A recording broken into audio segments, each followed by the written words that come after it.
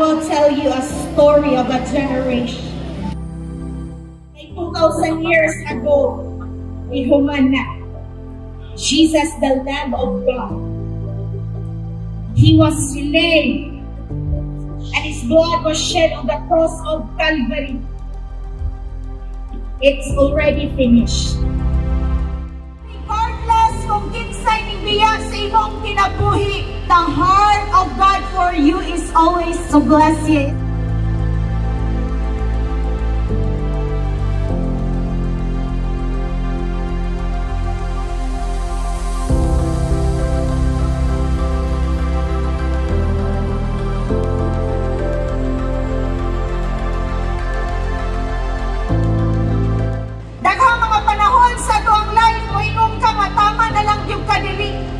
Dili na nimo makayanan ang imuhang problema. Pero hangtod karon naa gihapon ka. Tungod kay maayo pa ang plano ni Lord sa imuha.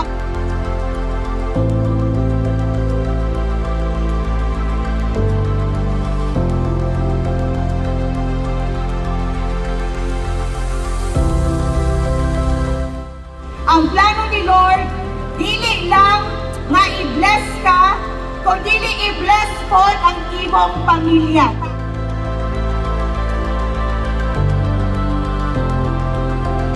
Ang panalangin sa Diyos, magdagayday sa imong anak, sa imong apo, sa tuhod.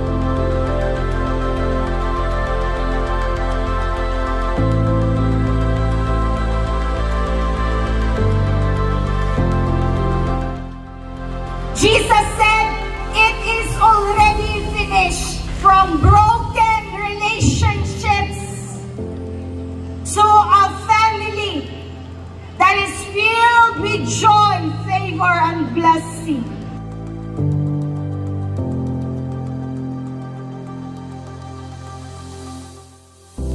God, He will always remember your faith. God never forgets, because He is a covenant God. Our children will love the Lord. They will praise the Lord because they have experienced the favor of God sa ilang life because of your faith.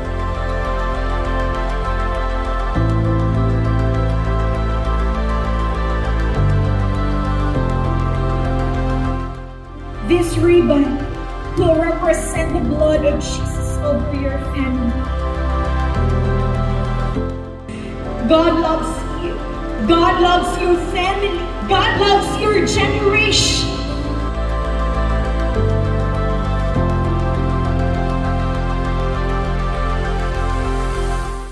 Go into the door where the sacrifice of your redemption was already finished and complete. And inside the door is the presence of God. His peace, His joy, His protection, His abundance.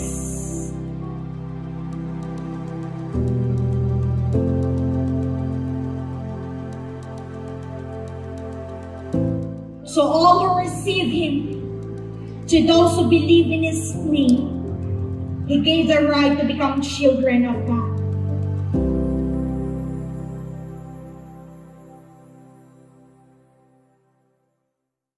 Banahawon ni Jesus ang bag-ong kinabuhi na iyahang gibutang diha sa imuhang sumuwa.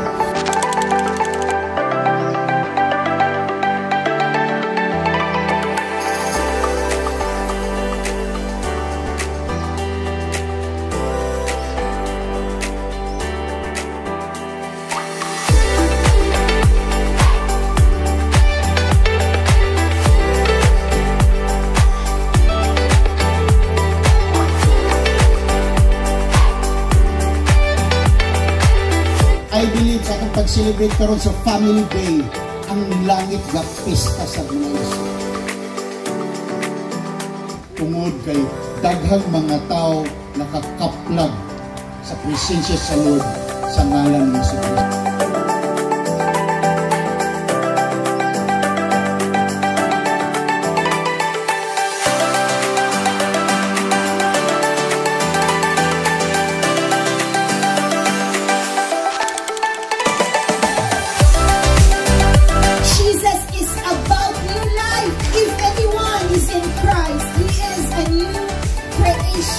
The old has gone and the new has come.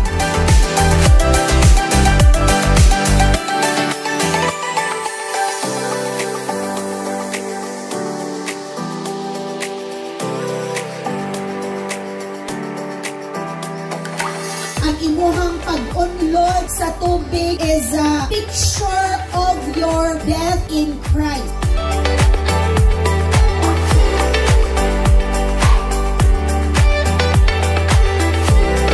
As we get out from the water, nag-imply na siya of resurrected life. Jesus is our resurrection power. By the blood of Jesus, we have been made new and victorious.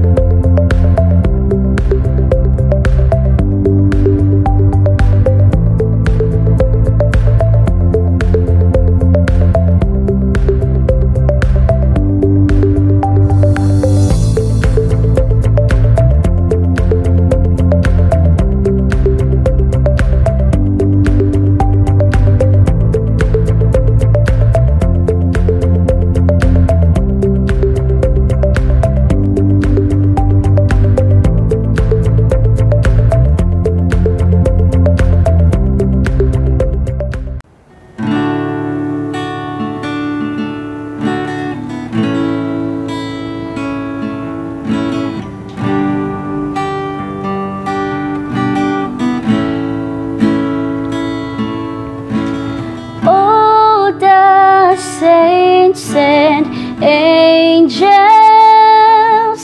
they bow before your throne. All the elders cast their crowns before the Lamb of God and sing. All the saints and angels, they bow before your throne. All the elders cast their crowns before the Lamb of God and sing, you are worthy of it all. You are worthy of it all. For from you are all things, and to you are all things. You deserve the glory.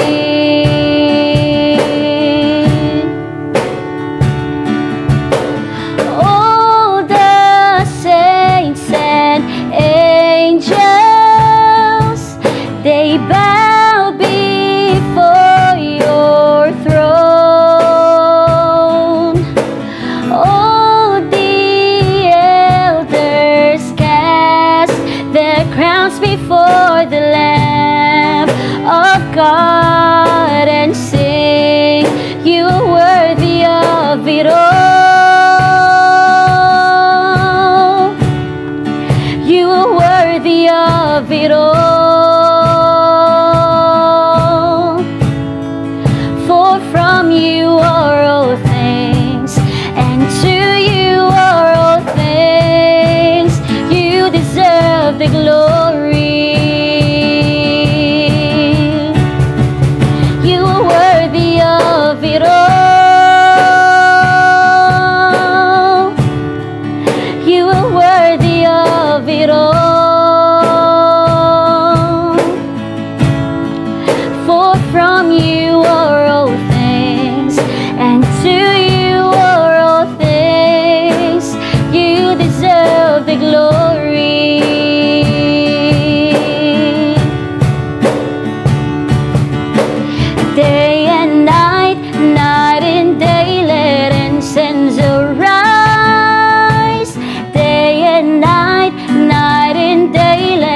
sends a rise. Day and night, night and day, let incense arise. Day and night, night and day, let incense arise. Day and night, night and day, let incense arise. Day and night, night and day, let incense arise. Day and night, night and day, let incense arise. Day and night, night and day, you are worthy of it all. You are worthy of it all. For from you are all things, and to you are all things. You deserve the glory. You are worthy of it all. You are worthy of it all. For from you are all things, and to you are all things. You deserve the glory.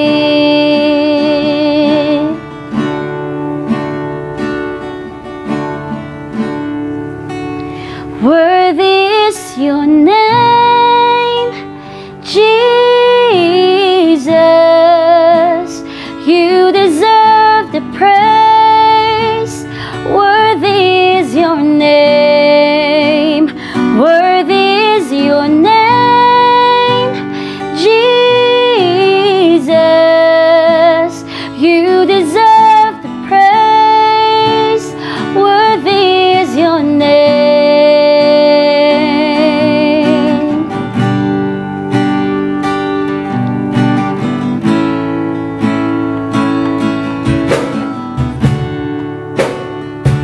It was my cross you bore, so I could live in the freedom you died for.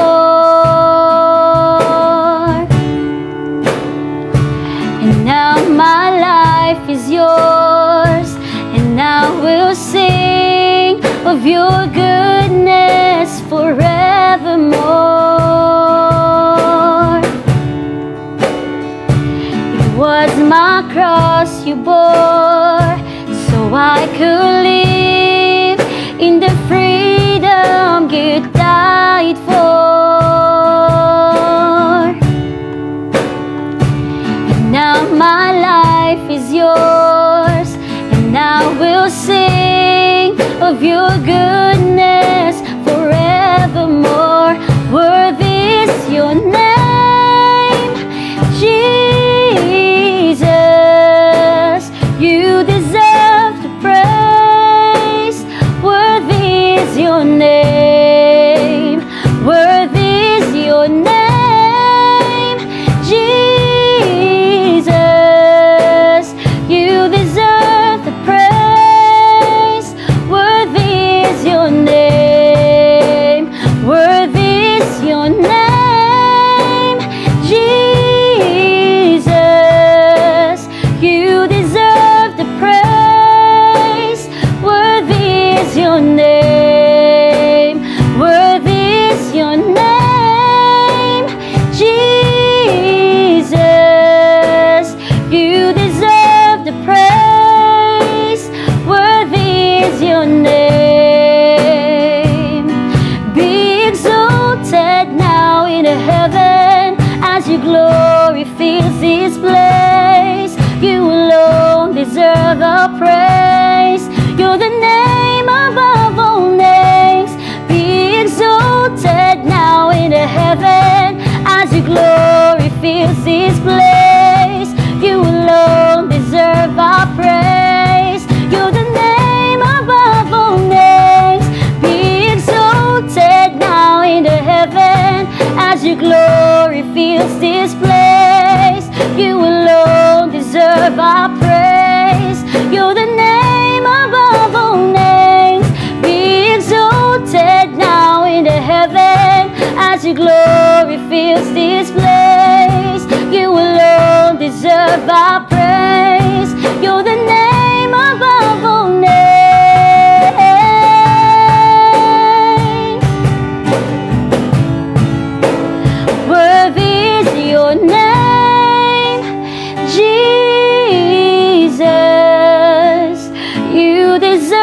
the praise. Worthy is your name. Worthy is your name, Jesus. You deserve the praise.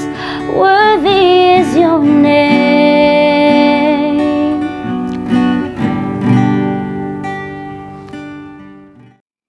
Good morning, Ecclesia. Do you have a clear picture of your future? I tell you, you can always look at your future from today. It is my prayer na kung ikaw ay wala pang clear picture of your future, ang tawag doon ay vision, you will receive that vision from God today so that you will start to face your future with more focus and with confidence. Let us pray. Lord, we thank you for your goodness towards us. Your mercies, they are new every morning. Thank you, God. Thank you for this morning, Lord. I pray, I speak the blood of Jesus over every mind and every heart, God. Lord, right now, the blood of Jesus takes away anything, Lord, that has blinded our hearts from receiving your vision for our lives. I bless every brother and every sister that is here today. Thank you, Lord, for moving in their lives. Thank you, Lord, for moving in their homes. Speak to us, God, that will never be the same again. Thank you, Lord. We worship you. We adore you. We wait on you, God, today. We believe, Lord, that you will speak to our hearts. Thank you, Lord. In Jesus' name we pray. Amen. There are three kinds of people na namumuhay ngayon on this face of the planet. Unang-una ay yung people with no vision. Ito yung mga tao na wala silang clear picture of their future. In Proverbs 29 verse 18, the word of the Lord says, without vision, people perish. People with no vision, they don't plan. Hindi sila nagpaplano. They don't have clear goals. Wala sa kanila yon. Many of them, they hate the habit of setting goals. When it comes to setting goals, parang nahihirapan sila. And because of the lack of vision for their lives, they don't develop yung mga habits na kailangan nila for a better future. And of course, hindi din nila alam yung mga bagay or habits na kailangan nilang i-remove sa buhay nila so that they can experience success in their future. These are the kind of people who don't choose the people that they allow to influence in their lives. Ikaw ba itong unang klase na person na parang nawawalan ka ng control sa buhay mo? And this kind of people na walang vision ay parang from in everyday, almost everyday sa buhay nila, ay they don't experience breakthrough. Parang nagiging biktima sila sa, everyday na circumstance ng buhay. Amen po ba? These are the people who have become victims of their poor choices because they don't have vision a clear picture of their future. Hindi nila alam kung paano, amen, pumili ng tamang mga tao for their lives, yung tamang habits for their lives, amen po ba? Hindi nila kino-consider yon. In Proverbs 19 verse 13, people ruin their lives with the foolish things they do, and then they blame the Lord for it. Amen po ba? So, napakasaklap ng klaseng buhay ng isang tao with no vision. Pangalawang kind of people na nabubuhay on the face of the planet ngayon ay yung mga tao na may vision. Pero yung vision nila ay hindi tama. Or people with wrong vision. Meron pala yan, Pastor. Yes, tingnan po natin, no? In Luke chapter 15, verses 16 through 21. And he told them this parable. Si Jesus po ay nag-share ng isang parable. The ground of a certain rich man yielded an abundant harvest. He thought to himself, "What shall I do? I have no place to store my crops." Then he said, "This is what I will do. I will tear down my barns and build bigger ones, and there I will store my surplus grain. And I'll say to myself, you have plenty of grain laid up for many years. Take life easy, eat, drink, and be merry." But God said to him, "You fool, this very night your life will be demanded from you.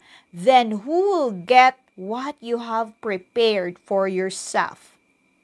This is how it will be with whoever stores up things for themselves, but is not rich toward God." Si Jesus po mismo ang nag-share ng parable na ito in Luke chapter 15, a parable about a person na may vision siya, pero hindi tama yung kanyang vision. Makikita natin that this man, this person, is a successful person. This man is a hardworking man. This man is a madiskarte na tao, a very strategic man, a diligent man. Yung sa kaniyang own definition of success ay feeling successful siya. But alam mo, may problema sa kanya, mali yung kaniyang vision. Yung vision niya ay hindi naging mali just because he became rich. Kasi hindi naman against si Lord from becoming rich.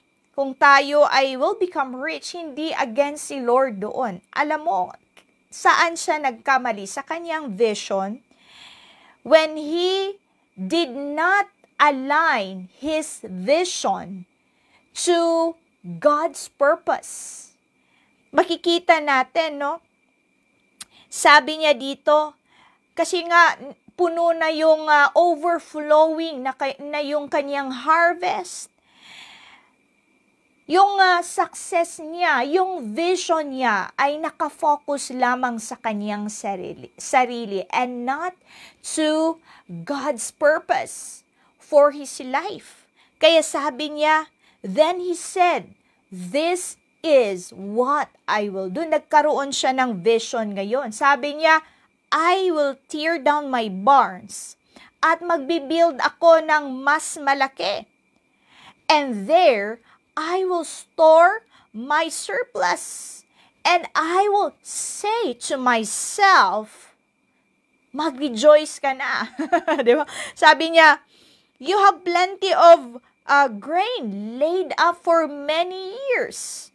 Take life easy. Eat, drink, and be merry. Kaya yung vision niya ay nakasentro lamang sa kanyang sarili, for his own enjoyment, for his own security. And then, bigla na lamang na sinurpresa siya ng Lord.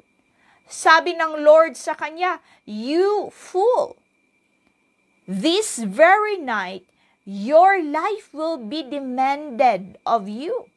Nakalimutan niya that his life and everything that he had in his hands ay temporary lamang. Amen po. And sabi ng Lord sa kanya, then who will get what you have prepared for yourself? This is how it will be with whoever stores up things for themselves but is not rich toward God. At marami pong mga tao na ganito ngayon. Yung consume sila sa kanilang own definition or own selfish vision. Amen po ba? Gusto kong maging successful. Wala pong mali doon. But when your vision of your future is not in alignment to God's purpose for your life, yung hindi mag-grow ang iyong relationship with the Lord, yung hindi ka magiging impactful or hindi ka magagamit ng Lord for His purpose, doon po nagiging mali ang vision natin. Everything that we have at present, nito nga present moment sa buhay natin, any form of success, every form of resources, kasama na ang ating buhay ngayon. At this present moment, these are all God's resources, His very own provision, so that we can be effective in doing His purpose for our lives. No wonder yung buhay natin temporary. No wonder lahat ng resources natin, relationships and finances, yung energies natin, ay lahat ng ito ay temporary. Amen po ba? Because God, He wants everything that we have along with our life ay magagamit for His God, for His purpose. Dito po nagkamali si rich fool. Kaya ang tawag ng Lord Jesus sa kanya, rich fool. Sayang naman. Kasi po, yung kanyang buhay and the resources that he had ay hindi po nagkaroon ng eternal value. Amen po ba? Number 3, of course, the third kind of person that you can be today, amen po ba, is a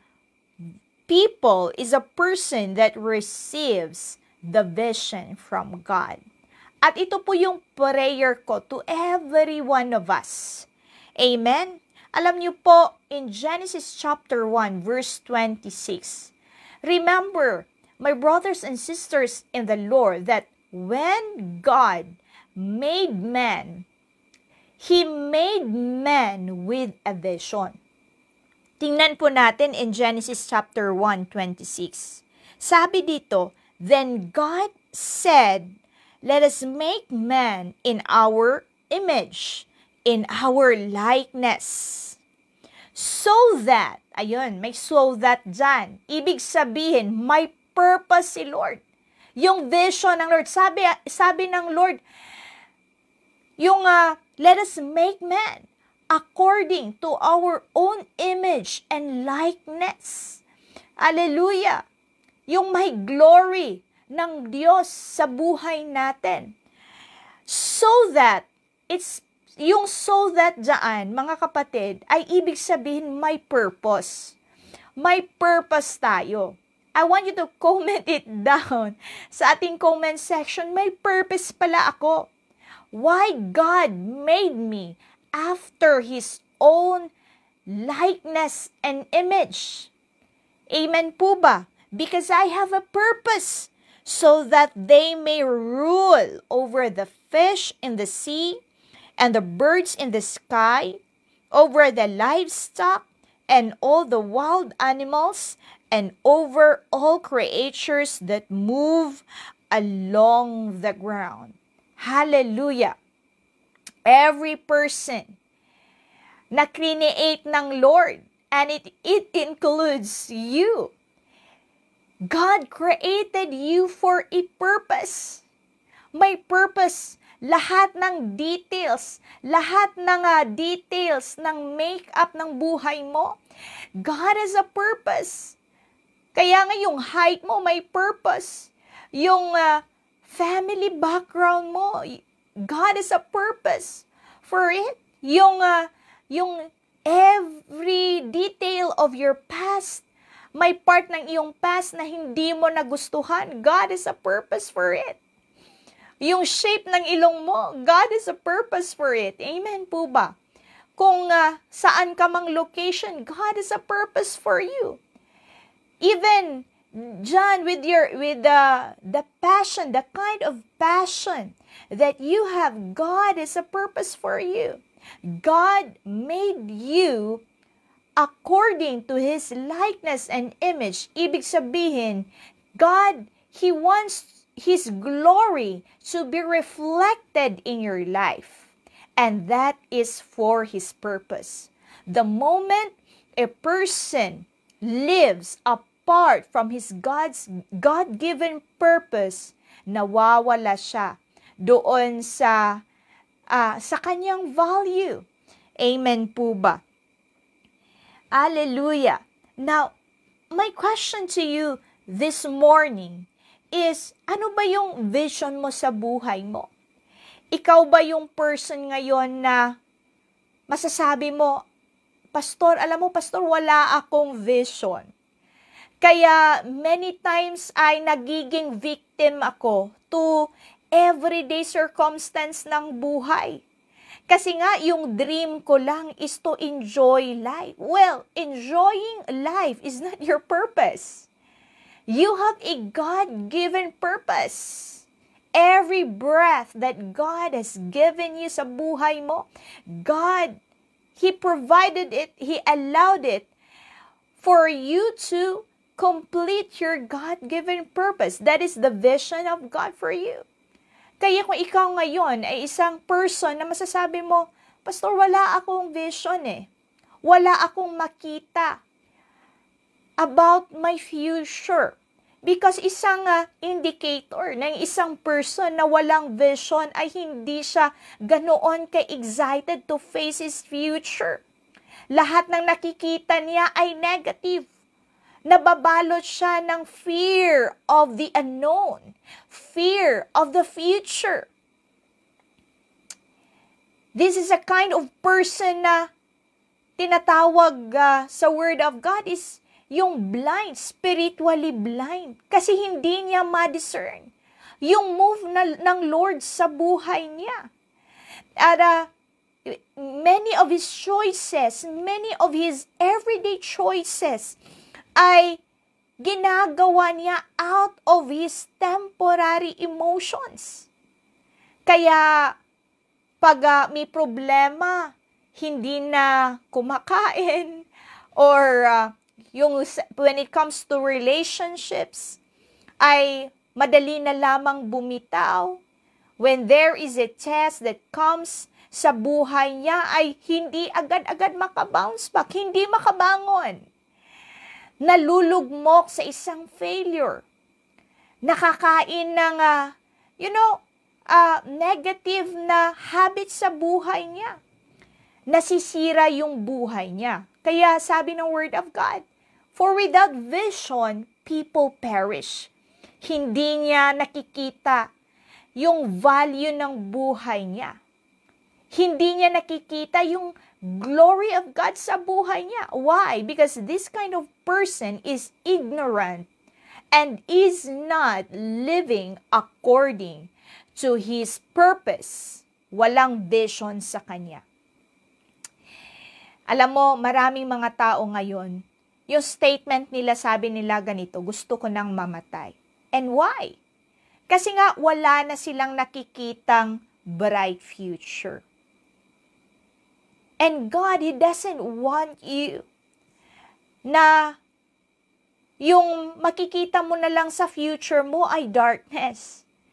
God is a vision for you. Sabi ng Word of God, my plan for you is to prosper you and not to harm you, to give you hope and a bright future. That is the plan of God for you. That is the vision of God for you.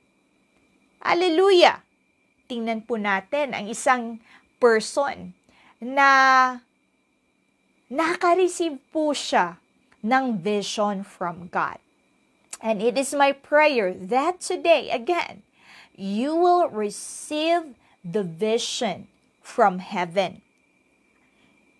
In Genesis chapter 15, ay makikita po natin si Abraham, a man na who have received a vision from God. Abraham chapter 15, verse 1. Ito po yung moment na na-receive niya yung vision from God. The moment he encountered the presence of God. In verse 1, sabi ng Lord, after these things, the word of the Lord came to Abram, in a vision, saying, do not be afraid. Abram, I am your shield, your exceedingly great reward. Amen po ba? When Abram encountered the presence of God, God assured him na hindi niya kailangang matakot. Facing his future, sasamahan siya ni Lord. Amen. And he received a vision from God. This is the gift of God to every person. Kailan natin nare-receive yung vision from God? The moment we encounter the presence of God. The moment a person surrenders his life to Jesus Christ, the Son of God, nare-remove yung spiritual blindness sa buhay niya. Nagkakaroon siya ngayon ng hope and vision about his future. Verse 5 through 16. Pagkatapos ng i-assure si Abram, pagkatapos na i-assure siya ng Lord, nasasamahan siya ng Lord patungo sa kanyang future. Ito yung vision na binigay ng Lord sa kanya. Then he brought him outside and said, look, I love this. Now, look now toward heaven and count the stars if you are able to number them. And he said to them, so shall your descendants be. And Abram, he believed in the Lord, and he accounted it to him for righteousness. Napakasarap ng experience ni Abram. The moment that he encountered God, God has removed that fear from his life. God has removed that spiritual blindness sa buhay niya. And God, He assured Abraham of his future. Kasi the vision that comes from God is sure to happen. It is guaranteed. Amen po ba? Kaya si Abraham, from the moment that he received the vision from God, marami din siyang pinagdaanan. When he received that vision na magiging father of the multitude siya, wala siyang anak. And alam naman po natin, marami sa atin, yung vision na God gave to Abraham ay nangyari po after 25 years. Natawa nga ako Kasi nga, God reminded me that after 25 years, alam mo, yung nangyari na promise ng Lord, binigyan lamang siya ng Lord ng isang seed. Iisang anak, son of the promise, in the name of Isaac. Buti na lang po kung yung after 25 years ay nagkaroon po si Abram ng 12 sons. Pero hindi po nangyari yon. The son of the promise na nakapangalan po kay Isaac, it happened 25 years after Abram received the vision from God. Hallelujah! What is the right vision? And it is my prayer that you will receive that right vision from God into your heart today. Unang-una, right vision is always in alignment to God's purpose for your life. What is your vision from here? Kung ang vision mo from here does not include God using your life and your life serving God, you are having a wrong kind of vision. Napaka-dangerous ng future mo, kapatid.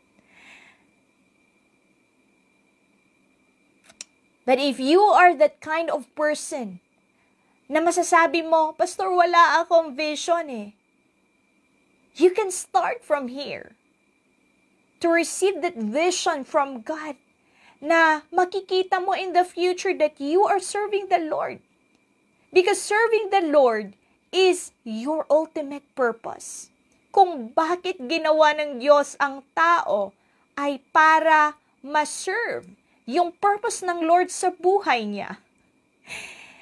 In Genesis chapter 1, kung makikita natin, hindi sinabi ng Lord, okay, gawin natin yung tao according to our image and likeness and let him live according to his own purpose. Amen po ba? Hindi sinabi ng Lord, pabayaan mo na siya. Kung ano yung gusto niya, yun yung gawin niya. Kung saan siya masaya, yun doon siya. Hindi sinabi ng Lord in Genesis chapter 1 yun.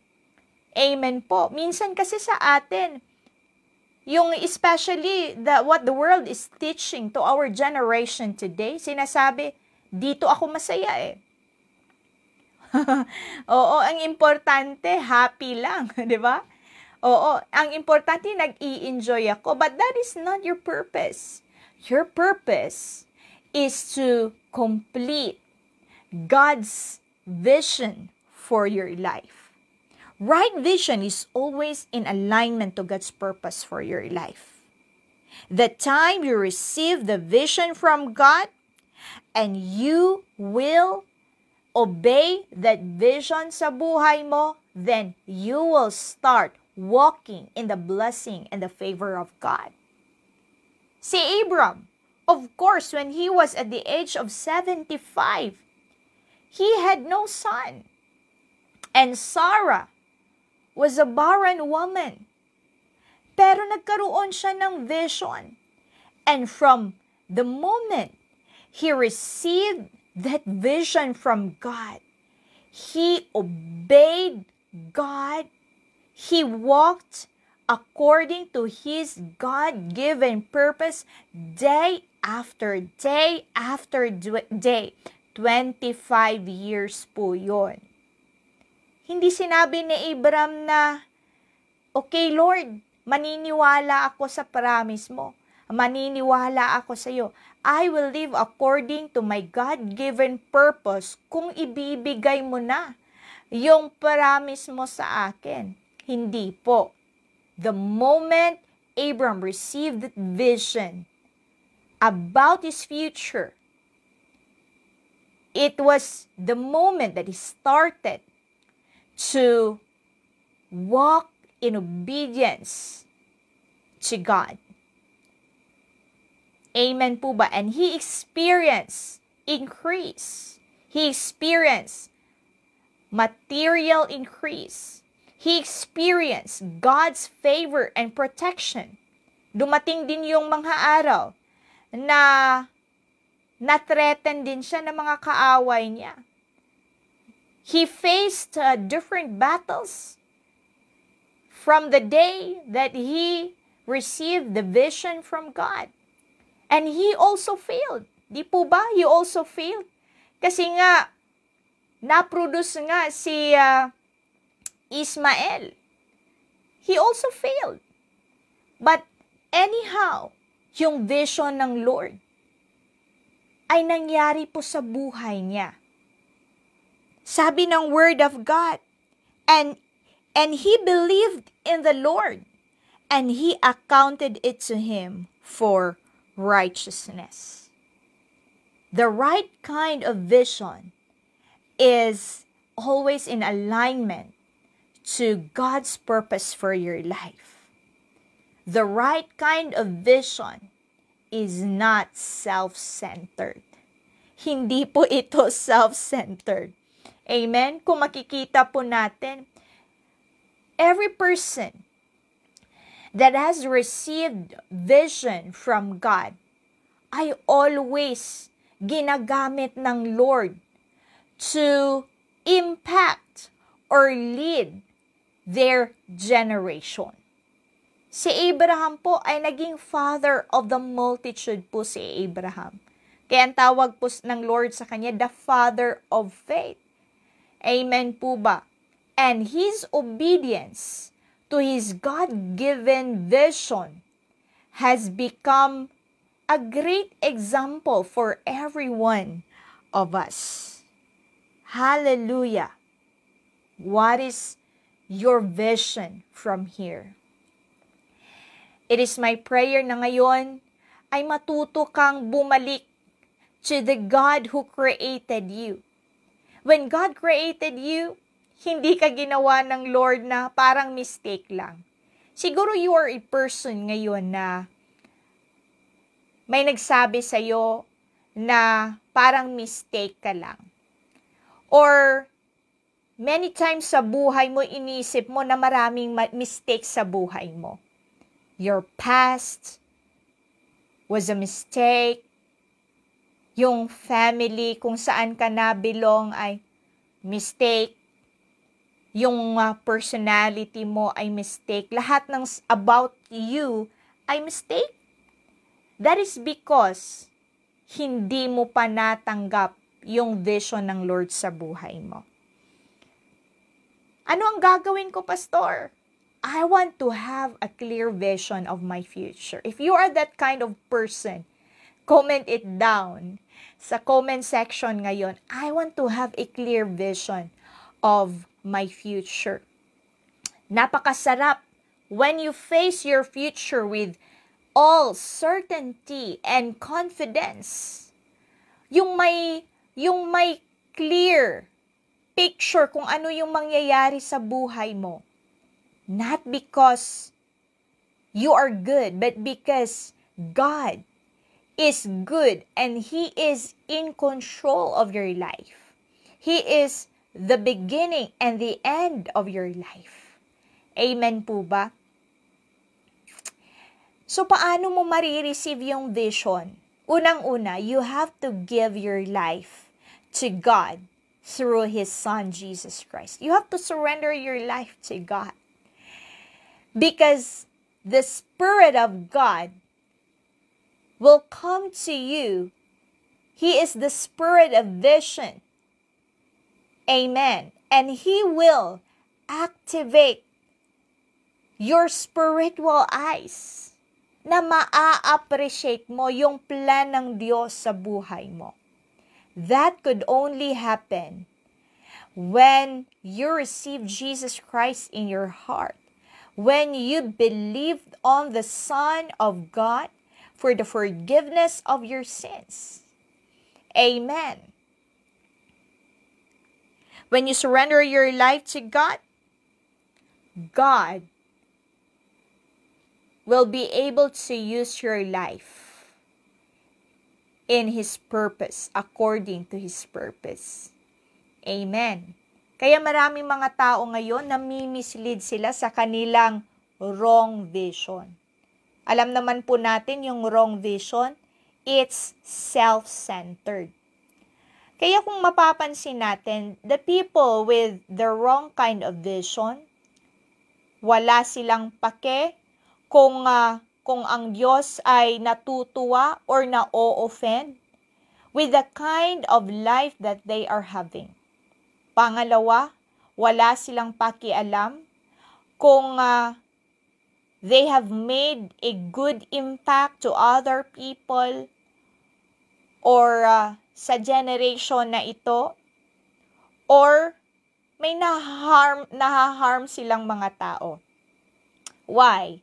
Kasi nga, na-entrap sila sa kanilang selfish and wrong kind of vision.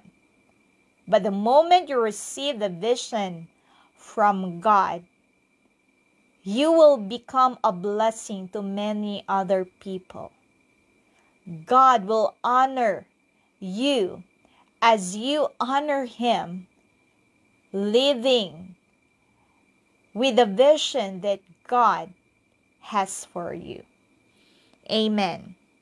So it is my prayer na kung ikaw ngayon, again, if you don't have a clear vision, yung balot na balot ka ng confusion, ano bang ang dapat kong gawin, pastor, sa buhay ko? Nalulubog ako sa utang. Nalulubog ako sa problema. Parang hindi ko na nakikita na yung aking marriage ay magfo-flourish. Yung aking buhay ay magfo-flourish. Yung aking pamilya ay parang palugmok na, pastor. Go back to God. Receive the gift of God, of forgiveness and salvation through His Son, Jesus Christ. Hallelujah. If you are that kind of person ngayon, pastor, gusto ko ng bright picture of bright future sa buhay ko. I want you to put your right hand over your heart. And I want you to feel the touch of God sa buhay mo. Alam mo, in the Bible, maraming blind na Jesus healed. Pinagaling si Jesus. Maraming blind people na pinagaling si Jesus. And kung makikita natin sa Bible, may tinatanong si Jesus na mga blind people. Tinanong sila ni Jesus, "What is it that you want?" Sabi naman ng blind people, "Lord, I want to see again." Amen? I want you to feel the touch of God sa buhay mo ngayon. I want you to feel God healing your spiritual blindness. And say to God from your heart, "God, I want you to open my eyes. I want to see again." And say this kind of prayer, "Lord Jesus, thank you for dying on the cross of Calvary for the forgiveness of my sins. I'm sorry, Lord, I believe that you are the Son of God, sent from above, who died on the cross as a sacrifice so that I can be saved. Today, Lord Jesus, I surrender my life unto you. Today, I make a decision to turn away from sin and to turn to the ways of God. Come into my heart, Holy Spirit, for from today, I belong to you. In Jesus' name, I pray. Amen. I will pray for you. Lord, thank you for touching our hearts this morning. Thank you, Lord, that every person that is here with us this morning is never blind anymore. I speak that every spiritual eye is open by the power of the blood of Jesus. And I speak that every heart will receive the vision from God above. Thank you, Lord. In Jesus' name we pray. Amen. Hallelujah. Now, if you are that kind of person na may personal relationship ka now with the Lord Jesus Christ, then do not allow anything to blur your spiritual eyes from seeing and to blur your spiritual eyes and yung hindi mo mawawala yung focus mo to the vision that God has for you. Amen? Keep doing the will of God. Fix your eyes on Jesus Christ. Whatever vision that God has put into your heart, it will surely come. Habakkuk chapter 2 verse 3. For the vision is yet for an appointed time, but at the end of it shall speak and not lie. Though it tarry, wait for it, because it will surely come, and it will not tarry. Abram, he waited for 25 years. And then he experienced the vision that God has for him. Yet, let me remind you, hindi po 12 sons yung binigay ng Diyos sa kanya. After 25 years, he received one son in the name of Isaac.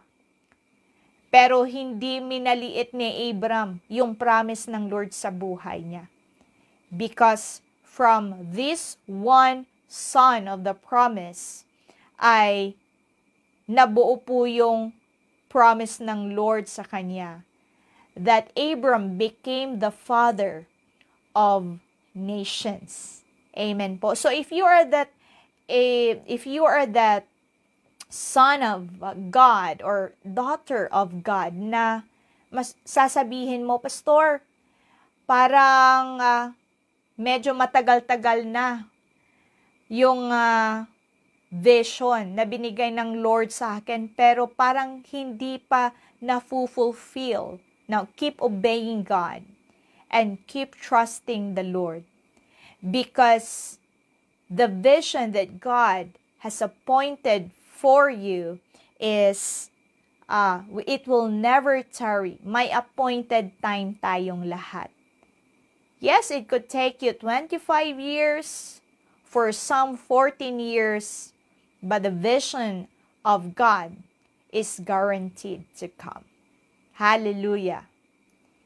Let me pray for you again. Lord, thank you. Salamat po, Panginoon. I speak that every vision that you have given to each one of your disciples, Lord, it will surely come. Thank you, Lord. I remove every doubt, every lack of faith, every form of distraction, Lord, that could disturb our focus in doing our God-given vision. Thank you, Lord. We give to you all the glory and the honor. In Jesus' name we pray. Amen. What a great way indeed to start the week right! If you are willing to give back to the Lord through this movement of change, we are more than grateful to be the channel of blessing in your life. For the Word of God says, "Bring the whole tithe into the storehouse, that there may be food in my house. Test me in this, says the Lord Almighty, and see if I will not throw open the floodgates of heaven and pour out so much blessing that there will not be room enough to store it." You can send it to the details found on your screen.